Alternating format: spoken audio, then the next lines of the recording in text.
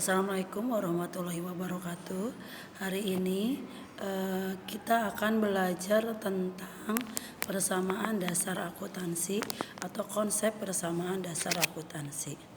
Yang pertama akan kita ajarkan adalah pengertian akuntansi.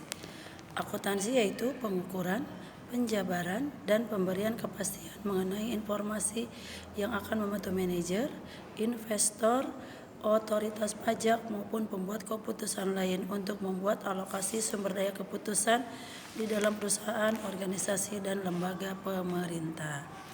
Sedangkan pengertian dari persamaan dasar akuntansi yaitu sebuah hubungan antara harta, utang, dan modal dari sebuah perusahaan, karena setiap transaksi bisnis mempengaruhi minimal 2 akun perusahaan.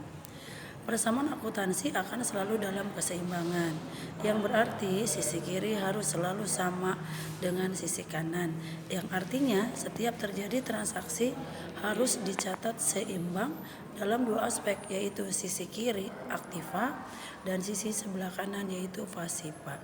Transaksi yang merubah aktiva harus juga diimbangi pada kewajiban.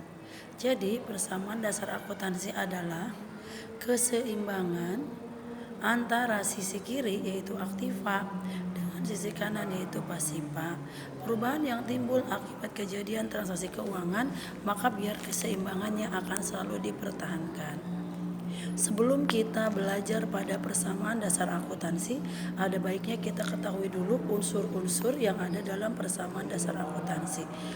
Persamaan dasar akuntansi juga memiliki unsur-unsur tertentu, yaitu sebagai berikut. Satu adalah aktiva atau aset atau harta. Yang kedua adalah kewajiban atau hutang atau liabilities.